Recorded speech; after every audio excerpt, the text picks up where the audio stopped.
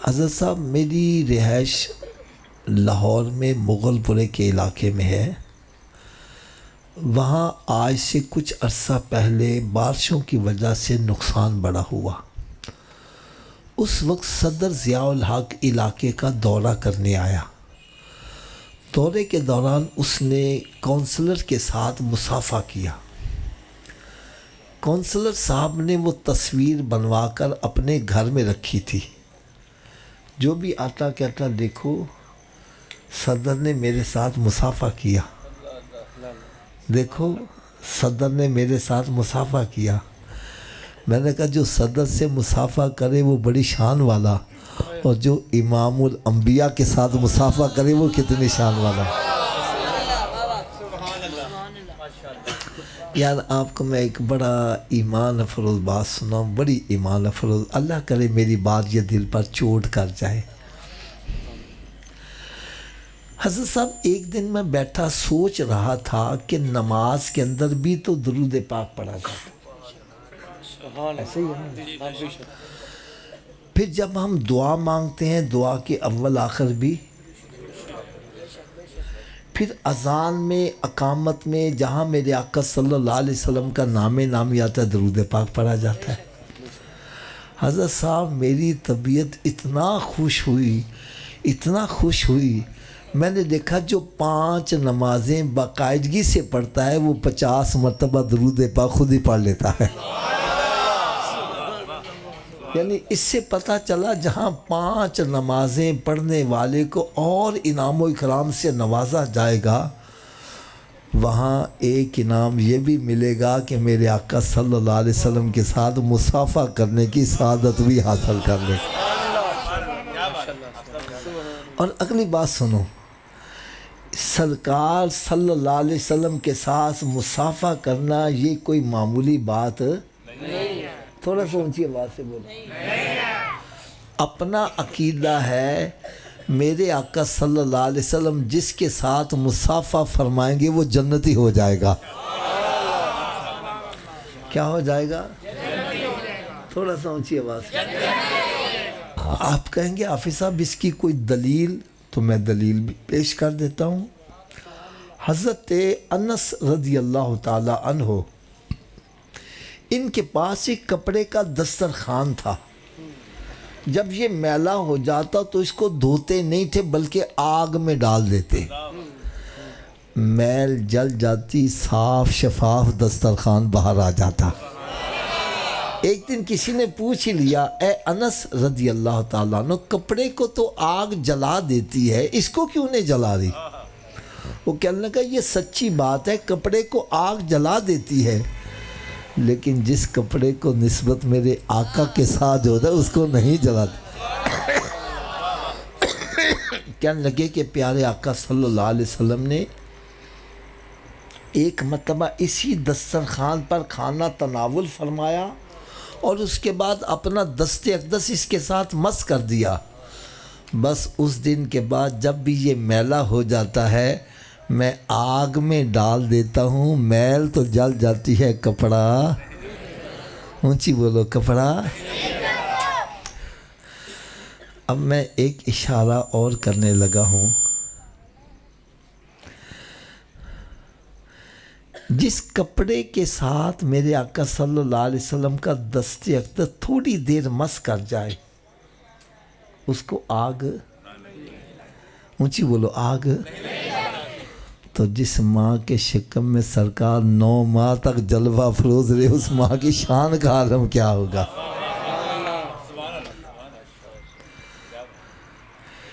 ایک اشارہ اور کروں، جس کپڑے کے ساتھ میرے آقا صلی اللہ علیہ وسلم کا دست اقدس تھوڑی دیر مس کر جائے اس کو آگ.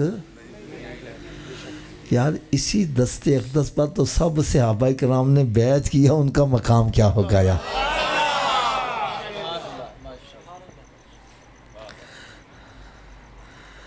حضرت صاحب میں الحمدللہ ہم سنی ہیں، اہل سنت والجماعت، ٹھیک ہے، ہم صحابہ کرام کو بھی مانتے ہیں، اہل بیت اطہار کو بھی مانتے ہیں۔ یہ ون وے ٹریفک اچھی نہیں ہے، ٹھیک ہے؟ ہم صحابہ کرام کو بھی مانتے ہیں اور اہل بیت اطہار کو بھی مانتے ہیں۔ ہم علی کی منقبتیں پڑھتے ہیں، آخر میں یہ ضرور کہا کرو یہ مقتدی کا مقام ہے، جو علی کا امام ہے اس کا مقام کیا ہوگا؟ حضرت صاحب صدیق اکبر کو امام میں نے نہیں بنایا، صدیق اکبر کو امام میں نے نہیں بنایا، آپ نے نہیں بنایا، ارے اس نبی نے بنایا جس کا کلمہ پڑھ کے ہم مسلمان ہوئے ہیں۔ تمام صحابہ کرام کے اندر جس کو سرکار صلی اللہ علیہ وسلم نے امامت کے لیے چنا ہے اس کا نام ابوبکر صدیق ہے یار۔ میں نے حضرت صاحب ایک بندے سے سوال کر دیا، ایک بندے سے سوال کیا کہ یار تم گھوڑے کا بڑا ادب کرتے ہو، وجہ کیا ہے؟ کہنے لگے جی سرکار صلی اللہ علیہ وسلم کا نواسا امام حسین رضی اللہ میدان کربلا میں گھوڑے پر سوار ہو کر گئے تھے، اس لیے ہم گھوڑے کا ادب کرتے ہیں۔ میں نے کہا یار جو آج تمہارے پاس گھوڑا ہے اس پر تو حسین کا بیٹھنا ثابت نہیں ہے، اس کا ادب کیوں کرتے ہو؟ کہنے لگا حافظ صاحب بات تو آپ کی سچی ہے، اس پہ تو حسین کا بیٹھنا ثابت نہیں، میں کہ اس کا ادب کیوں کرتے ہو؟ کہنے لگا جی اصل میں اس کی نسل میں تو چلا آ رہا ہے نا، اس لیے ہم اس کا ادب کرتے ہیں۔ میں نے کہا یار جس گھوڑے پر سرکار کا نواسا بیٹھ جائے اس کی نسل کا بھی ادب کرتے ہو، اور جن کے کندھوں پر ان کا نانا بیٹھا ہے اس صدیق کا ادب کیوں نہیں کر رہے؟ گلی گلی نگر نگر گلی گلی نگر نگر گلی گلی نگر نگر ہر صحابی نبی جنتی جنتی۔ ایک اور چھوٹا سا میں نے سوال کر دیا، میں نے کہا یار جس بندے کو میدان کربلا میں دفن ہونے کی سعادت مل جاوے، ایسے بندے کے بارے میں تمہارا کیا کہنا؟ جی وہ تو سیدھا جنتی ہو۔ میں نے کہا یار ہم بیان کرنے جاتے ہیں، لوگ ہم سے کہنا دلیلیں نکالو، تو ہم ان کو کیا دلیل دیں؟ کہنے لگا جی آپ کو پتہ نہیں ہے میدان کربلا وہ میدان ہے جس کی مٹی کے اندر سرکار صلی اللہ علیہ وسلم کے نواسوں کا خون شامل ہے، تو جس مٹی کے اندر سرکار کے نواسوں کا خون شامل ہو جائے ہمارے نزدیک وہ مٹی اتنی شان والی ہے، اس میں دفن ہو جائے سیدھا جنتی ہے۔ میں نے کہا جس مٹی کے اندر ان کے نواسوں کا خون شامل ہو اس میں دفن ہونے والا جنتی ہے، اور جہاں ان کے نانا جلوہ فروز ہے ان کے پہلو میں لیٹنے والے کا مقام کیا ہے؟ یار آپ سے اگر کوئی بندہ سوال کرے اس وقت سرکار صلی اللہ علیہ وسلم کی امت میں کوئی ایسا بندہ ہے جو اس وقت جنت میں ہے، تو برملا کہو ہاں دو صحابہ کرام ہیں، ایک کا نام صدیق اکبر ہے، دوسرے کا نام عمر فاروق ہے۔ آپ کہیں گے آپ کے پاس کیا دلیل ہے؟ تو آؤ دلیل سنو۔ جو حج عمرہ کر کے آئے نا ان کی آنکھوں کے سامنے آپ مسجد نبوی شریف، میرے آقا صلی اللہ علیہ وسلم نے ارشاد فرمایا ماں بین بیتی و منبری روضۃ من ریاض الجنہ، میرے حجرہ پاک اور ممبر شریف کے درمیان کا حصہ جنت کی کیاریوں میں کیاری ہے۔ آج اگر کوئی جنت میں نماز پڑھنا چاہے وہاں نماز پڑھے، ایسا ہے جنت میں نماز پڑھ رہا ہے۔ میں نے کہا یار یہ جنت کی کیاری کیوں بن گئی؟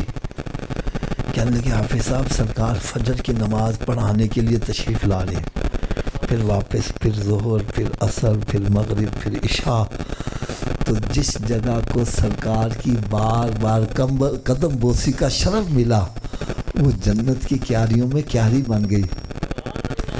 میں نے کہا جس جگہ کو سرکار کی قدم بوسی کا شرف ملا وہ جنت کی کیاریوں میں کیاری بنی، اور جہاں سرکار خود جلوہ فروز ہے ان کے پہلو میں لیٹنے والوں کا مقام کیا ہوگا؟ کیا مقدر ہے صدیق اور عمر کا جن کا گھر رحمتوں کے خزینے میں ہے۔ یار پنجتن پاک کون ہے جن کو سرکار نے اپنی چادر کے نیچے لیا؟ ایسے ہی ہے نا جی۔ جن کو چادر کے نیچے لیا وہ پنجتن پاک ہے. کیا ہے؟ اور چادر کے نیچے کتنی دیر لیا ہوگا؟ نہیں سمجھ لگی. چادر کے نیچے کتنی دیر لیا؟ ارے جن کو تھوڑی دیر چادر کے نیچے لیا وہ پنجتن پاک بن گئے. جن کو صدا کے لیے پہلو میں لٹا لیا ان کا مقام کیا ہوگا یار؟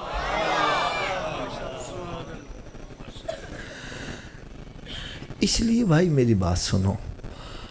سرکار دو عالم نور مجسم صلی اللہ علیہ وسلم نے ارشاد فرمایا میری اہل بیت اطہار حضرت نوح علیہ السلام کے سفینے کی مانند ہے اور میرے صحابہ کرام ستاروں کی مانند ہے.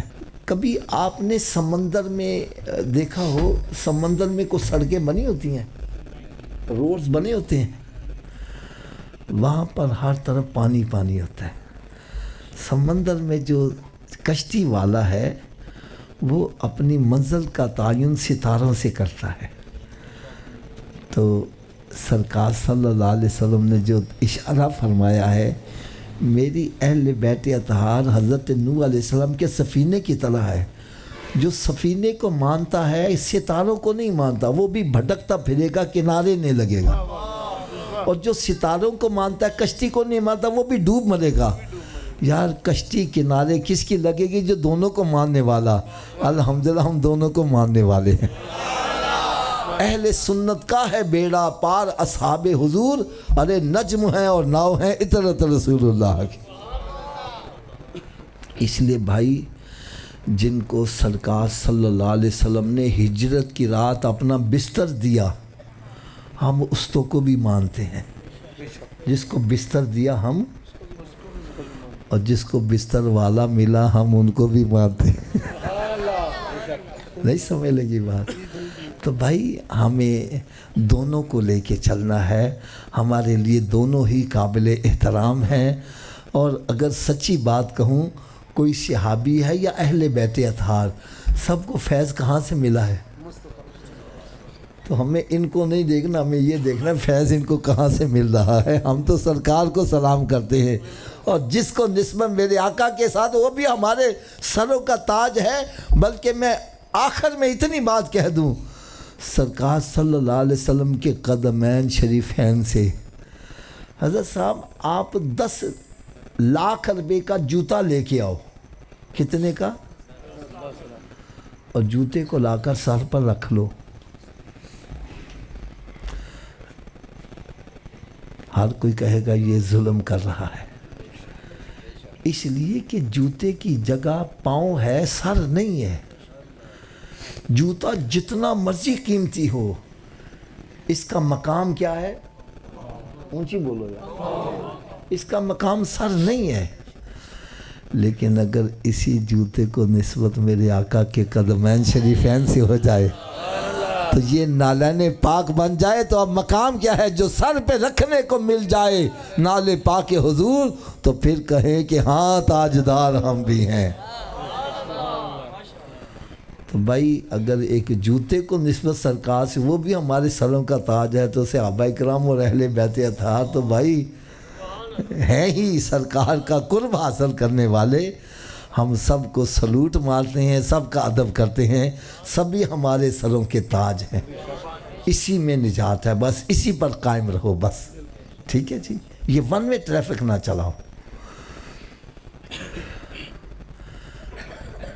میں اب آپ کو ایک پیغام دوں گا اور میرا یہ حسن ظن ہے. اچھا یہ جو کھڑے ہیں نا یہ تھوڑی دیر بعد تھک جائیں گے تو شیطان کہے گا چلو اٹھ کے چلے. میں مختصر سی چند باتیں عرض کروں گا، اگر آپ بھی آ کر بیٹھ جاؤ تو آپ کی بڑی مہربانی ہوگی. آ جاؤ یار، تھوڑی دیر کی کوئی لمبا چوڑا تقریر نہیں ہوگی، بس مختصر سی باتیں. میں آپ کے سامنے نا ایک مثال رکھنے لگا ہوں. حضرت صاحب آپ کے اس علاقے میں ایک آوارہ گرد بندہ جو تھڑے پہ بیٹھ کے اڈی کھڈا کھیلنے والا، آتے جاتے بندوں کو مذاق مسخریاں کرنے والا، آوازیں کسنے والا، گالیاں نکالنے والا، الیکشن میں کھڑا ہو جاتا ہے، کامیاب ہو جاتا ہے، آگے چل کے منسٹر بن جاتا ہے.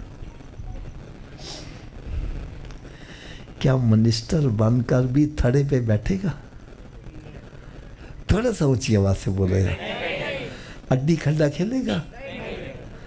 کیا اب کھڑا ہو کر بازار میں گالیاں نکالے گا، آوازیں کسے گا؟ اس کی کیا وجہ ہے؟ بندہ تو وہی ہے. آپ کہو گے حافظ صاحب اس کے سر پر منسٹری کا تاج آ گیا ہے، تو اب وہ تاج کی لاج رکھتا ہے، وہ ایسا کام نہیں کرتا جو اس کے شایان شان نہ ہو.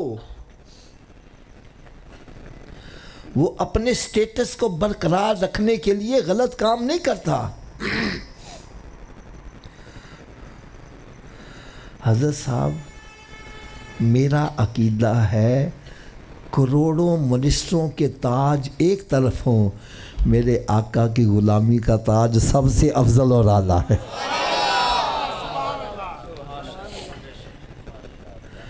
آپ کہیں گے دلیل آپ کے پاس کیا ہے؟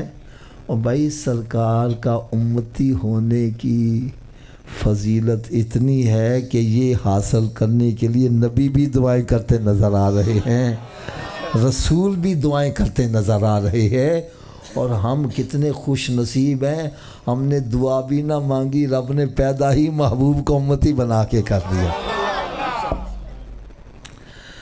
اب حضرت صاحب میں ہاتھ باندھ کر ایک بات کہوں گا، منسٹر کے سر پر تاج آ جائے تو وہ تاج کی لاج رکھے، غلط کام نہ کرے.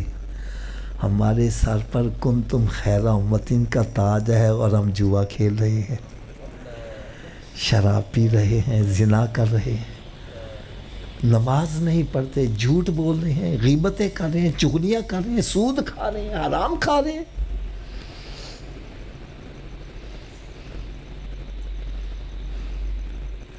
میں کہتا ہوں خدا کی قسم آج کی اس محفل میں صرف ایک بات ذہن میں بٹھا کے لے جاؤ، اپنے ذہن میں یہ بات پختگی سے بٹھا لو کہ میرے سر پر کنتم خیر امتن کا تاج ہے اور میں نے اس تاج کی لاج رکھنی ہے. یہ تاج کی موجودگی میں میں نے کوئی غلط کام نہیں کرنا. میں کہتا ہوں آپ اللہ کے ولی بن جاؤ یار.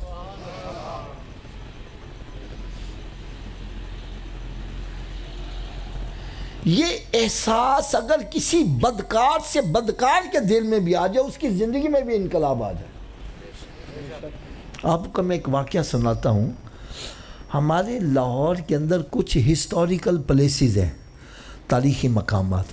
مینار پاکستان ہے، شاہی مسجد ہے، شاہی قلعہ ہے، شالامار باغ ہے، وزیر خان کی مسجد ہے، اور اس طرح دیگر مقامات ہیں. ان کو دیکھنے کے لیے پاکستان کے مختلف شہروں سے لوگ آتے ہیں اور باہر کے ملکوں سے بھی لوگ آتے ہیں. ایک مرتبہ ایک عیسائی غیر مسلم انگریز وہ لاہور میں آیا. اس نے ایک ہوٹل کرائے پہ لے لیا کمرہ، دن بھر سیر کرتا، رات کو ریسٹ کر لیتا، دن بھر سیر کرتا، رات کو ریسٹ کر لیتا. ایک مرتبہ سیر کر کے جب رات کو واپس آیا نا، جیب میں ہاتھ ڈالا تو آنکھوں کے آگے اندھیرا آ گیا. جیب میں سے پرس غائب ہے اور پرس کے اندر پیسے بھی تھے اور کاغذات بھی تھے. اب پردیس میں بندے کے ساتھ ایسا معاملہ پیش آئے تو بندہ پریشان بہت زیادہ ہوتا ہے. سوچنے لگا اب میرا کیا بنے گا. پھر ذہن میں خیال آیا یار میں جہاں آج گیا تھا صبح اٹھ کے وہیں جاؤں گا، شاید کوئی اس کا سراغ مل جائے. جہاں اس کو زیادہ گمان تھا صبح جا کے وہاں تلاش کرنے کے انداز میں دیکھ رہا ہے، کبھی ادھر کبھی ادھر کبھی ادھر. اتنے میں کہ ہجڑا سمجھتے ہو، خسرا ناچنے گانے والا، وہ بھاگا آیا. اور صاحب جی کیا تلاش کر رہے ہو؟ کہنے لگا یار میرا کل پرس ڈگ پیا سی. اس نے جیب سے نکالا، کہنا یہی تمہارا پرس ہے؟ اس نے جلدی سے پکڑ کرنا ہاں یہی تو میرا ہے. اچھا کھول کے دیکھا پیسے بھی پورے کے پورے اور کاغذات بھی ویسے کے ویسے. اب کوئی شکل و صورت سے متقی پرہیزگار نظر آتا ہو نا، وہ ایسا ایمانداری والا کام نہ ہم کہتے یار انجی کرنا چاہیے سی. اور ایک وہ بندہ جو دن بھر گناہ ہی کرتا رہتا ہے، وہ کام ایسا کرے تو بندہ سوچنے پر مجبور ضرور ہو جاتا ہے۔ اس سے نہ رہا گیا، اس نے کہا یار یہ پرس تو ہڑپ نہیں کر سکتا تھا؟ کہنے لگا صاحب جی سچی بات بتلاؤں، میرے لیے پرس ہڑپ کرنا کوئی گناہ نہیں تھا، جہاں پر میں ہزاروں گناہ کرتا ہوں ایک گناہ اور صحیح۔ کہنے لگا پھر واپس کیوں کیا ہے؟ یار اب ہجرے کا جواب ذرا دل کے کانوں سے سنو۔ کہنے لگا صاحب جی سچی بات بتلاؤں، کل تمہاری جیب سے پرس میں نے خود نکالا تھا، اور جب میں نے پرس کھول کے دیکھا تو مجھے پتہ چلا یہ تو کسی عیسائی کا ہے۔ اس کا ہے؟ کہنا فوراً میرے ذہن میں خیال آیا اگر میں نے یہ پرس ہڑپ کر لیا تو قیامت کے روز یہ عیسائی حضرت عیسیٰ علیہ السلام سے شکایت کرے گا کہ نبی پاک صلی اللہ علیہ وسلم کے امتی نے میرا پرس چرا لیا تھا۔ تو حضرت عیسیٰ علیہ السلام سرکار دو عالم صلی اللہ علیہ وسلم سے عرض کریں گے یا رسول اللہ صلی اللہ علیہ وسلم آپ کے امتی نے میرے امتی کا پرس چرا لیا تھا۔ کہنے لگا میں نے سوچا کہیں میری وجہ سے میرے نبی کی نظریں نیچی نہ ہو جائے۔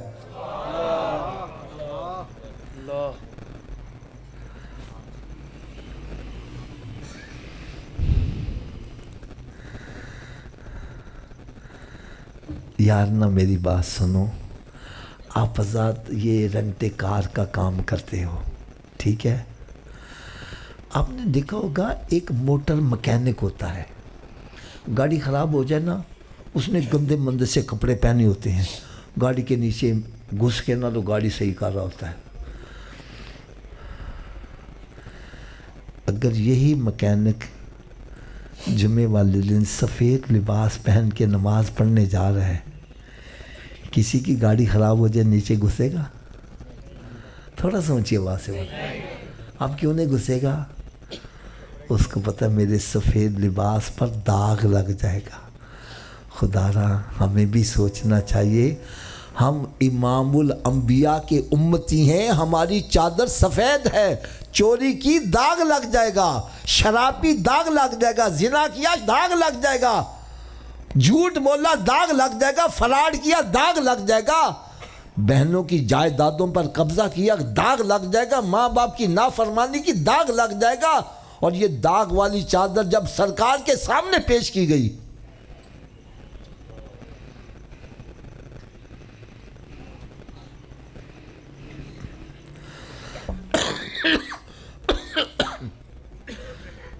میاں محمد رحمت اللہ لکھتے ہیں چٹی چادر عملاں والی داغ نہ لائیں او جنیا، حشر دیارے پھر ناکی ہائے ربا کی بنیا۔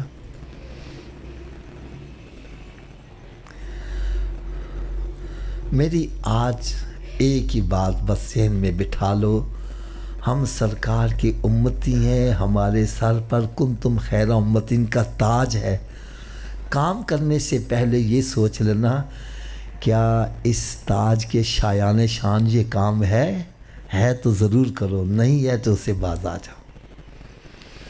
دیکھو آپ سرکار کا میلاد مناتے ہو کاہے کے لیے کہ سرکار خوش ہو جائے، یہی مقصد ہے نا جی۔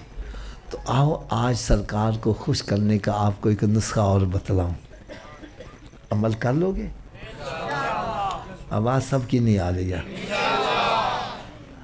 دیکھو بھائی میری بات غلط لگے نا، آپ نے لحاظ نہیں کرنا، کھڑے ہو کے کہنا حافظ صاحب آپ غلط کہہ رہے ہو، میں سب کے سامنے معذرت کر لوں گا، الفاظ بھی واپس۔ لیکن اگر میری بات سچی ہو پھر عمل ہونا چاہیے کہ نہیں ہونا چاہیے؟ کیا خیال ہے کریں گے سارے عمل؟ اب سنو سرکار کو راضی کرنے کا نسخہ۔ میرے آقا صلی اللہ علیہ وسلم نے ارشاد فرمایا نماز میری آنکھوں کی ٹھنڈک ہے، نماز میری آنکھوں کی۔ اس حدیث پاک کا مطلب کیا ہے؟ میں یہ سمجھا ہوں میرے آقا صلی اللہ علیہ وسلم ارشاد فرما رہے ہیں اے میرے امتی، جب میں تجھے نماز پڑھتے دیکھتا ہوں میری آنکھیں ٹھنڈی ہو جاتی ہیں۔ اور بات بھی میں سچی کر رہا ہوں۔ حضرت صاحب آپ رات کے پچھلے پہر اٹھو، آگے آپ کا بیٹا جائے نماز بچھائے نماز پڑھو، آپ کی آنکھیں کتنی ٹھنڈی ہوں گی؟ یار آپ کی ٹھنڈی ہوگی، میرے آقا صلی اللہ علیہ وسلم کی کتنی ٹھنڈی ہوتی ہوگی. اب تھوڑا سا میرا ساتھ دینا ہے. جب ہم نماز پڑھتے ہیں سرکار کی آنکھیں، تھوڑا سا اونچی آواز سے بولو، سرکار کی آنکھیں. جب ہم نماز نہیں پڑھتے، روزہ نہیں رکھتے، شراب پیتے ہیں، زنا کرتے ہیں، بدکاری کرتے ہیں، کیا سرکار کی آنکھیں پھر بھی ٹھنڈی ہوتی ہیں؟ اے دیکھو میرے ہاتھ بندے جے، خدا دا واسطہ جس نبی دا میلاد منا دے اکھاں بھی انہاں دیاں ٹھنڈیاں کرو. اے نوے میلاد تے سرکار دا منا رہا تے اکھاں ٹھنڈیاں شیطان دیاں کر رہا وے.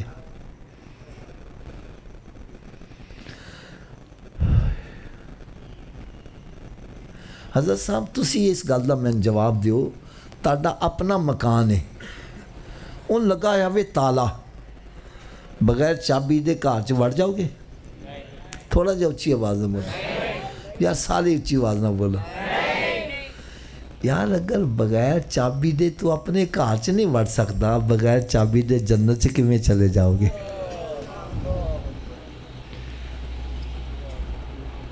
تسی کہو گے حافظ جی جنت دی چابی کی ہے، تو میں پھر عرض کراں گا بھائی جس نبی دا میلاد منا دے انہاں نے پوچھ لو جنت دی چابی کی ہے. میرے آقا صلی اللہ علیہ وسلم نے ارشاد فرمایا الصلاۃ مفتاح الجنہ، نماز جنت کی چابی ہے، نماز جنت کی چابی ہے. اچھا سر جی تسی دسو بغیر چابی دے جنت دا تالا کھول لو گے؟ اچھا اس چابی دا بندوبست مرن تو بعد کرنا ہے یا پہلے کرنا ہے؟ تو پھر کر دے کیوں نہیں یار؟ جب ایڈمٹ کر رہے ہو، تسلیم کر رہے ہو کہ میں بغیر چابی کے جنت کا تالا نہیں کھول سکتا، اور چابی کا بندوبست بھی مرنے سے پہلے ہو سکتا ہے، مرنے کے بعد، تو پھر جب مسجد میں آواز آندی ہے حی علی الصلاۃ، آؤ چابی کے لیے، کیوں بیٹھا گپے مار رہا ہے، کیوں بیٹھا حقہ پی رہا ہے، کیوں بیٹھا سگریٹ پی رہا ہے، کیوں بیٹھا گپے مار رہا ہے، کیوں بیٹھا فلمیں ڈرامے دیکھ رہا ہے، کیوں بیٹھا کاروبار کر رہا ہے؟ ارے تجھے چاہیے سب کام چھوڑ کے مسجد کی طرف آ. کوئی پوچھے حضرت جی کدھر جا رہے جے؟ دسو میں جنت دی چابی لین واسطے جا رہا ہوں. وکیل لین واسطے جا رہا ہوں. اچھا اگر تسی ناراض نہ ہوئے تو تھوڑی جی نہیں کوڑی گل بھی کہہ رہے ہیں، ناراض نہیں. حضرت جی اگر جنت دی چابی دا بندوبست نہ کیتا،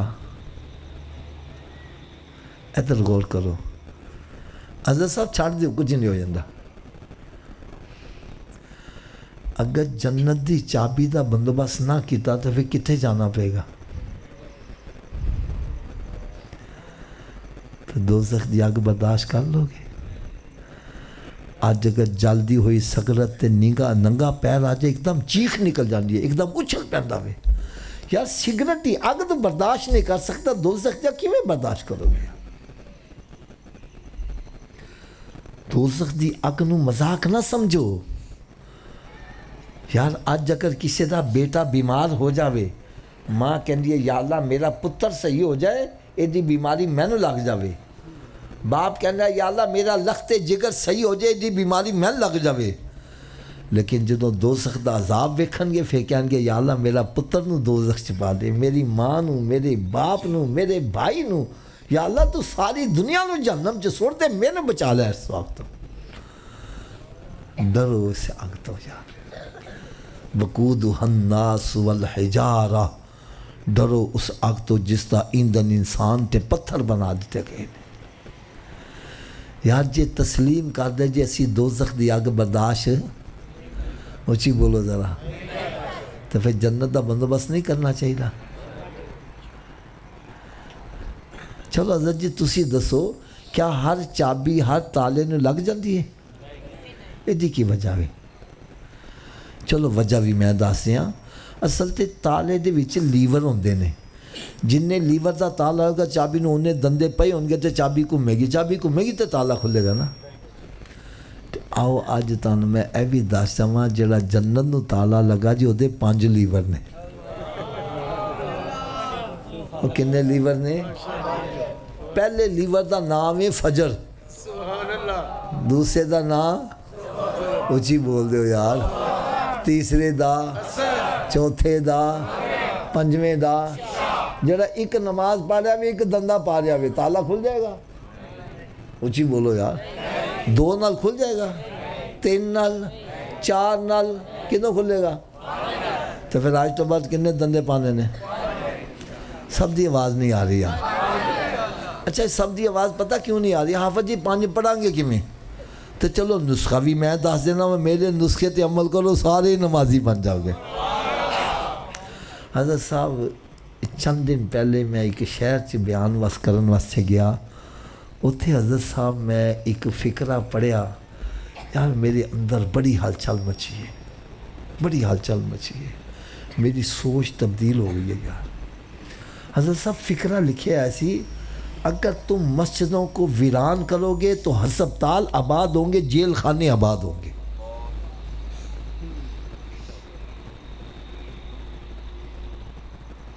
اج اسی مسیتاں نو برباد کر دیتا وے تے ہسپتال ایڈے آباد کہ ایک بیڈ دے ہوتے کئی مریض پائے ہو جائے کہ جیلہ چے چلے جاؤ ایک جیل جتھے کمرے سے 2 قیدی رکھن دی جگہ ہوتے 20 والے ہوئے نے ایدی وجہ کی ہے میرے آقا صلی اللہ علیہ وسلم نے ارشاد فرمایا نماز میں شفا ہے نماز میں اونچی بول دو نماز میں یار میں نے خدا دی قسم اینا دکھ ہوندا وے سرکار فرمان فجر دی نماز پڑھیا کر تیری روزی چ برکت ہوئے گی کہنا جی آنکھ ہی نہیں کھل دی تو ڈاکٹر کہنا سویرے اٹھ کے ایکسرسائز کریا کرو جناح گارڈن پہنچے آیا یار نبی دے کہن نال اکھ نہیں کھل رہی ڈاکٹر دے کہن نال اکھ کھل رہی ہے ساڈے لاہور چ حضرت صاحب جناح گارڈن ہے گا وے فجر تو پہلے چلے جاؤ نا تے اینا رش ہوندا ہے کہ گڈی پارک کرنے دی جگہ نہیں عورتاں مرد اینا رش لگا ہوندا کوئی ادھر جا رہا ہے کوئی ادھر جا رہا ہے کوئی الٹا ہو رہا ہے کوئی سیدھا ہو رہا ہے میں ایک نے پھڑ لیا میں کہا صوفی جی تسی کیوں الٹے ہو رہے ہو میں کہنا جی ڈاکٹر نے کیا وے کنے کیا وے میں ڈاکٹر کو لا گیا میں کہا ڈاکٹر صاحب تسی یہ چنگے بھلے بندے الٹا کیوں کر دے جی میں نے کہنے لگے حافظ جی تسی مسجد بنا دیو پانی دی ٹینکی اتنے رکھ دیو تھلے رکھ دیو میں کہا جی اتنے رکھنے کہنا کیوں میں کہ پانی اتوں تھلے لے آنا سانے تھلے اتنے لے جانا مشکل ہے کہنا بس پھر گل سمجھ لو اے دل جڑا نا دل خون دی ٹینکی ہے کا دی اے دے واسے خون تھلے پہنچانا آسان ہے اوپر دماغ تک پہنچانا مشکل ہے جنہوں سے بندے نو الٹا کرنے دماغ تھلے ہو جانا دل ہوتے ہوں ہے تو بلڈ سرکولیشن دماغ نو ہوندی ہے بندہ فریش ہو جاتا ہے میں کیا اچھا ایس واسے الٹا کر کرنا ہاں ایس واسے الٹا کرنے پھر کہنا حافظ جی کہ سچی گل بھی دس دیا میں کیا کی کہنا دماغ نو جنی بلڈ سرکولیشن سجدے دی حالت سے صحیح ہوندی ہے الٹا لٹکن نال بھی صحیح نہیں ہوندی جدا بندہ سجدے چ جاندا دماغ تھلے ہوندا ہے دل اتتے ہوندا ہے اور میں کہا ڈاکٹر دی گل منن والیا تو ایک دفعہ دماغ تازہ کریں گا آپ میرے نبی دا غلام بن جا روزانہ 5 دفعہ تیرا دماغ تازہ ہوتا رہے گا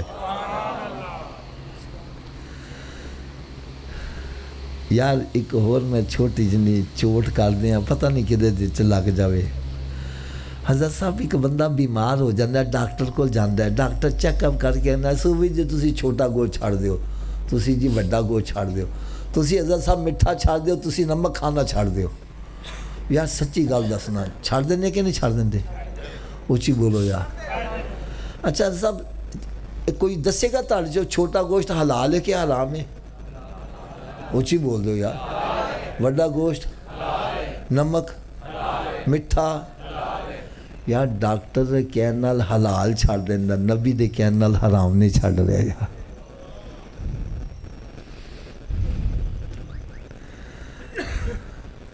ساڑھا ایک دوست سے نا مٹھائی بڑی کھاندا سی ایک دفعہ نے مٹھائی کھانا میں کہا یار انہیں کھاندا کہنا جی ڈاکٹر نے منع کر دیتا ہے کنے منع کرتا ہے میں کہا چھاڑ ڈاکٹر نو کھایا کر تو کہنا نہیں حافظ جی ڈاکٹر میرا خیر خواہ ڈاکٹر میرا ہائے ہائے ہائے میں نے کہا میرے آقا نالوں بڑا خیر خواہ کوئی ہو سکتا ہے اور ڈاکٹر دے کہنا تو حلال چھاڑنا میں نبی دے کہنا حرام نہیں چھاڑ لیا سود کھانا نہیں چھاڑیا، رشوت کھانا نہیں چھاڑیا، حرام کھانا نہیں چھاڑ دیا۔ اور ایک میری گل کان کھول کے سن لو، وہ یہ بندہ جنہیں بھی فراڈ کرتا ہے ہیرا پھیریاں کرتا وے اولاد دے واسطے کرتا وے، میری اولاد دا کچھ بن جاوے، کیوں جی جدو مر گئے اولاد قبر چ نال جائے گی؟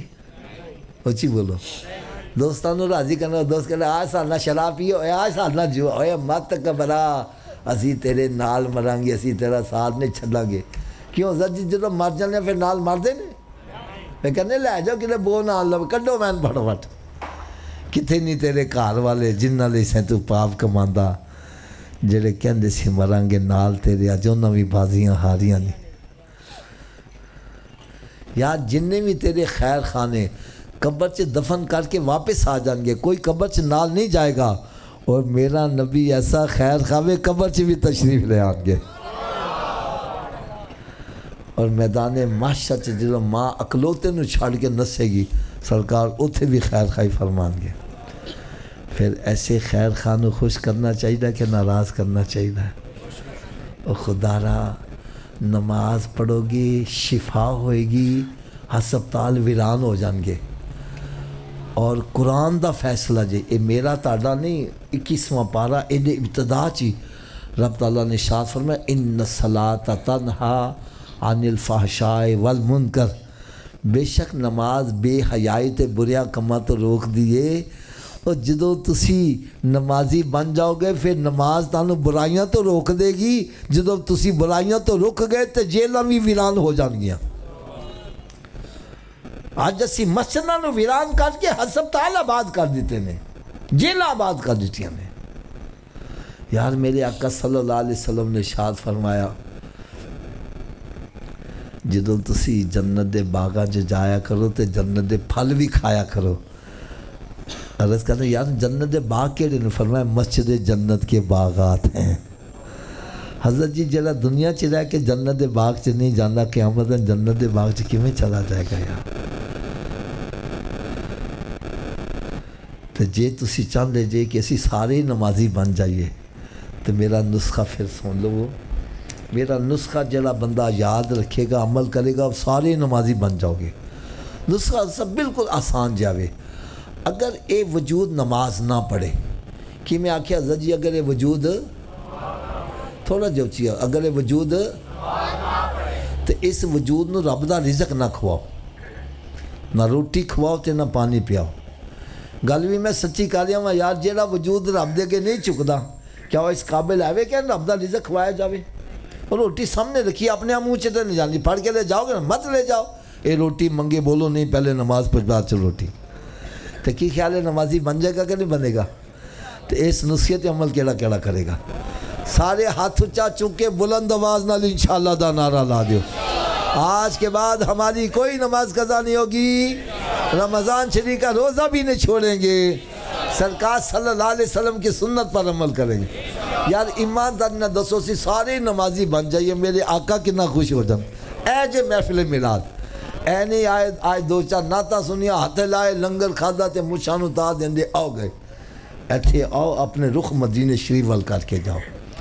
ہن نسخے دی سویر دی ڈوز بھی سن لو، اونی دیر تک ناشتہ نہیں کرنا جنی دیر نماز فجر نہ پڑھ لو، پہلے نماز پھر ناشتہ۔ ایک بندہ کہنا صبح اٹھن لگا دیر ہو جائے تے میں نے کہا نہ پڑھنا لو بہتر ہے پڑھ لو، اور سویرے اٹھ کے منہ ہاتھے تو ہوندے ہی جانا تے وضو کر لو، دو سنو دو فرض پڑھ لو فجر دی پڑھ لو گے باقی پڑھنی آسان۔ جی فجر دی رہ جائے نا تو شیطان کرنا اچھا انہوں کل تو پڑھا گے، نہ کل آوے تے نہ نماز پڑھ پاوے، لہذا تھوڑا جا اچھی آواز نہ بولے، انہی دیر تک ناشتہ۔ ویسے میں لگتا ہے جی میں شیطان کانچ پھوک ماریا بولی نہ کہ نماز پڑھنی نہ پہ جاوے۔ شیطان سارا دوست ہے کہ دشمن؟ دشمن کی گل مننی چاہیے نا، تو کیوں مانتے پیچھے؟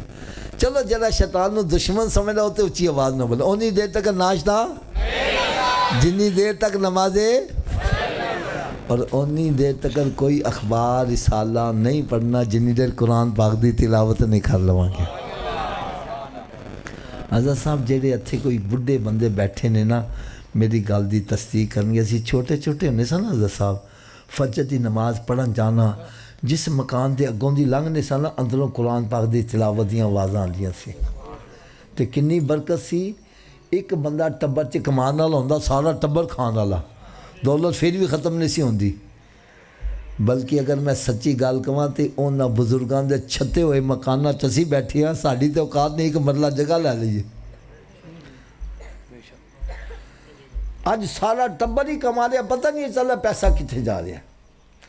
میرے آقا صلی اللہ علیہ وسلم نے ارشاد فرمایا اپنے گھروں کو قبرستان مت بناؤ, اپنے گھروں کو ویران مت کرو. ارے گھر بندوں سے آباد نہیں ہوتے, گھر تلاوت کلام پاک سے آباد ہوتے. رات کی ڈوز یہ ہے کہ اتنی دیر تک سونا نہیں جتنی دیر 5 نمازیں پوری نہ کر لو.